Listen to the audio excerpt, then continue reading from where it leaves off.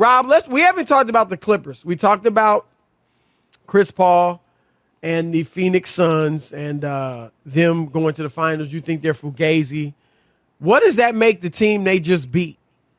And what do you think? I do think the Clippers have nothing to be ashamed of. I thought they played well. They played hard.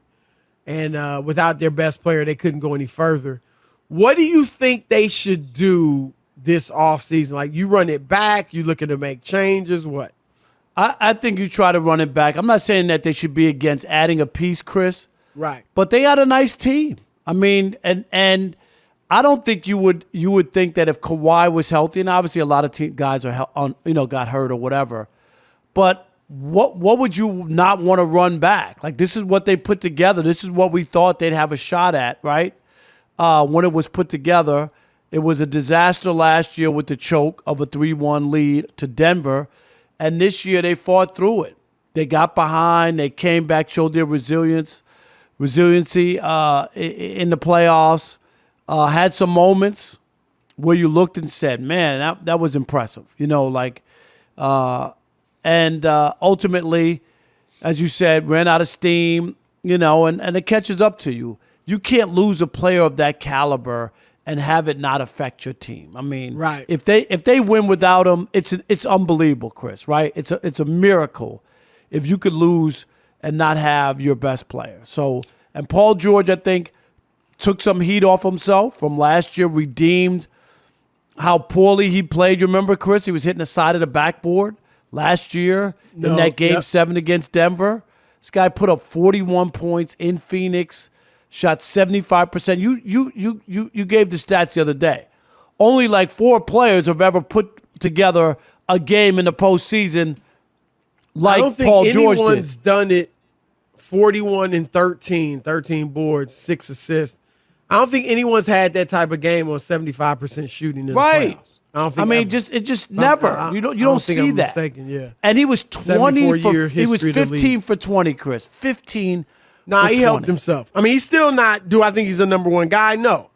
But he coming into this season, next season, he's gonna have much more stature than he had coming in this season. I totally agree. I like you can't look at him and go, oh, well, that's Paul George. People were really looking down on him. Yeah. Oh, I mean, they would acknowledge he's a star, yeah, but he's soft, he's fragile, he's inconsistent. And look, he had his ups and downs. I mean, again, he didn't make me say, oh my gosh, he can have his own team. He can lead a team to the championship. He's a superstar. No.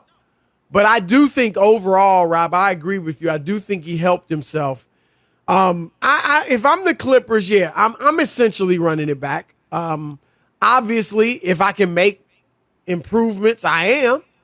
Obviously, the first priority is to bring back Kawhi Leonard. And I don't see why in the world Kawhi Leonard would even think about going anywhere else.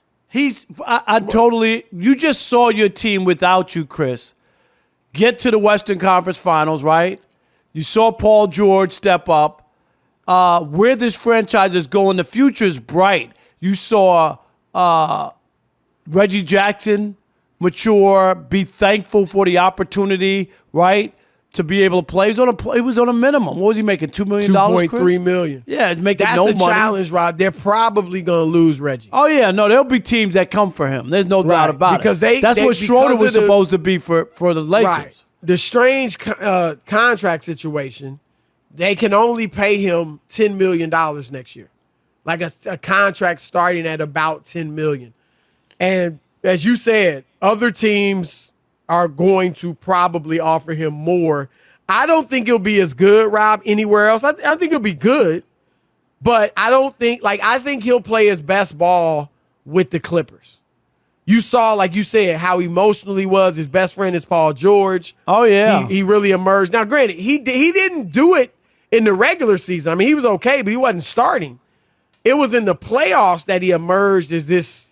He was playing like a star. I think somebody you saw in Detroit, Rob, he was paid like a star, and he's not that. He wasn't that guy, right? No. It was bad. Where they were like, you paid that dude all this money, and he wasn't very good. He's not that level of guy. But and that's where, like, the only thing that could help the Clippers one, I don't think, and I don't blame Reggie for this. I don't think, Rob, that he is going to give them like a big hometown discount. He might, if it's a million or two a year, he might say, okay, I'll stay. But if it's significant, I think he's going. And the telltale sign to me was when, as emotional as he was, tears streaming down his face, he still said last night, look, I don't know what the future holds, but I'll always be a Clipper. No doubt. So he didn't come out and say, hey, I want to stay here. I hope we can work out. Because he gets it. He gets the financial situation. There's a and Rob, financial, I don't think right. he can turn down the bag, right? No, you can't turn it down. He needs to get his money, right? I'm with you. Not in this I'm not league going to blame him. where they're giving away money, Chris, to a lot of people who aren't that good. If somebody's going to pay him $18, $20 million a year, if he can get that much, Rob, because here's the other thing, and I hate to put it this way, because obviously he's a competitor and he wants to win championships like everybody else. But let's face it, Rob, is Reggie Jackson winning a ring going to change his legacy? No. Like, you know what I mean? Like, no. It's just not. He's not that level of player. It's not on his radar. Nobody Right. is going to hold him accountable for any championship that he Right. wins or he doesn't win. So, no, he's not in that boat, definitely. But I think you're right. I don't see how, like if you're Kawhi, where are you going? Like, where are you going? You live in San Diego. You're from quote unquote suburban LA, right? Yep. You got an owner who's got $1 gazillion who'll do anything to win. Ty Lue proved to people that he's a great coach. He knows how to coach.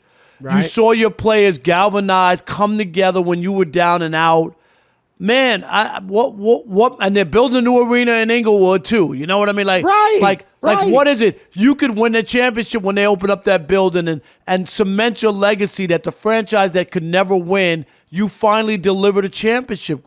That's the stuff that you get remembered for, Chris.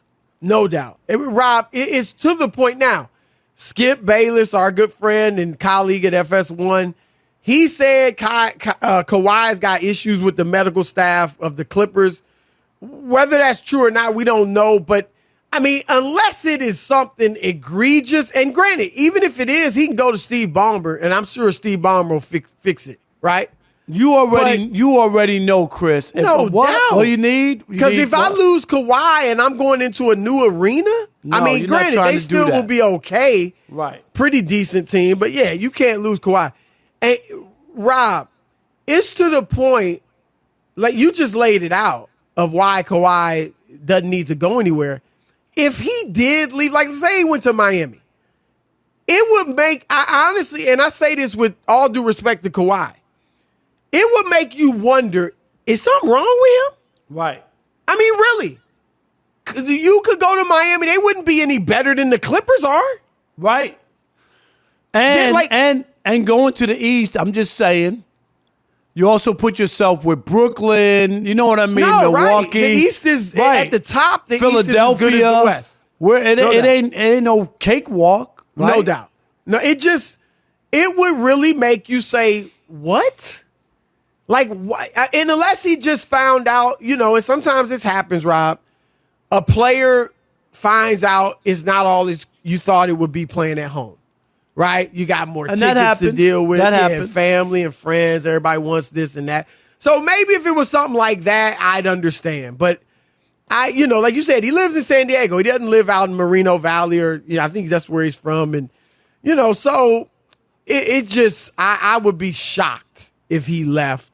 I think the challenge is going to be, and they're going to be good. I mean, are they the favorites next year? I don't know that there is a favorite. Right. Other than Brooklyn. We just don't know, right. Other than Brooklyn, but, if they're healthy, and we don't even know. Right.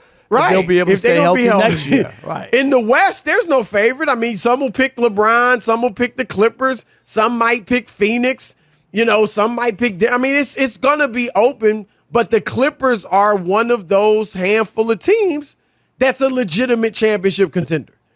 And so the challenge will be, Reggie's not going to be easy to replace if indeed they lose him. Because he did play well for them. I do think, Rob, though, Terrence Mann could step up. Chris, and I we think, saw his emergence, he's going to be a better player next year. I agree with you. Yep. He's going to probably work his tail off this summer. and come back, having played significant minutes and actually played well in big playoff games, I think he's probably going to take a big step next year, to be honest. And I could easily see him as the starting point guard for them next year. So yeah, now as all that said, I think Kawhi and PG will play their best basketball together next year as a tandem. Right. But I'm going to say this, Rob.